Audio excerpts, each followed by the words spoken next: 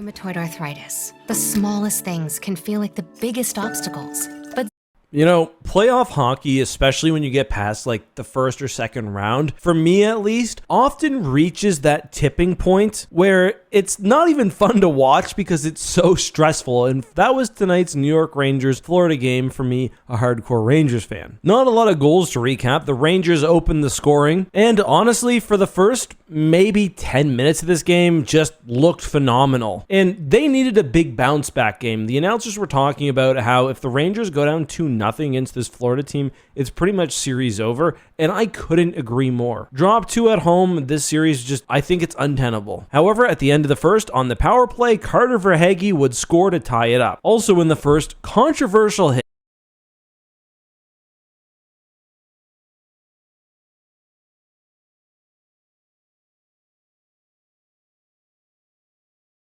Wenberg plays the puck up ice. Several seconds later, Kulikov just smashes him. The refs reviewed it, decided that it was a minor. The Rangers had a pretty poor power play. Honestly, watching this, I thought it was a pretty clear 5-minute major for a couple of reasons. Wenberg was out of the play. He was not defending himself, having just hit the puck, and he got a lot of contact up high. Now, he didn't jump or anything like that, and I'm actually fine with the interference call, but I saw someone say, had Rempe done this, Gary Bettman would have busted in MSG with SEAL Team 6. I'm not someone who likes to complain about refereeing, so I won't. I just wish there was more consistency regarding these type of hits. But of course, as a Rangers fan, I'm not going to complain because I have seen Trouba or Rempe lay hits out like this. Anyway, no scoring for the second and third. I thought the Rangers had a great overtime and they would win it. Noted sniper Barclay Goodrow finishes off a play with some really beautiful passing. And we've got a brand new best-of-5 series headed back to Florida. Honestly, Florida as a team really scares me. They've got like that perfect playoff combination of grit, speed, and honestly greasiness. There were so many hits after the play. Little shots, taking the hits even behind the play when you can get them, and that's what you need to do to win the Stanley Cup. Speaking of, I want the Rangers to keep Rempe in the lineup. The team plays better when he's in the lineup, and it's unquestionable that he adds energy, even just being out there. Now, obviously, it's a bit of an issue if games go to perhaps double overtime, but tonight he saw continued play in the third, even in a tied game, and I just think the sort of intangible aspect he adds to the team is worth a fourth line, which is slightly riskier, but just my opinion. If the Rangers come out of this series, and that's a big if, they're probably going to be banged up, so he will need to play. But that's all I've got. See you next time. Also, we've got an Edmonton video coming out for Game 1. It's a little late, but you'll get it soon. Oh, also, coming back in, because I meant to mention this, Rangers special teams. It's completely dried up after being unreal through the first 2 rounds. The Rangers power play has stopped working. Penalty kill, still pretty good, although there was a PP goal they let up tonight. On one hand, it's kind of reassuring because the team can get better if their power play returns to a decent level. But I mean, the scoring has been so bad overall. Thank God for Igor.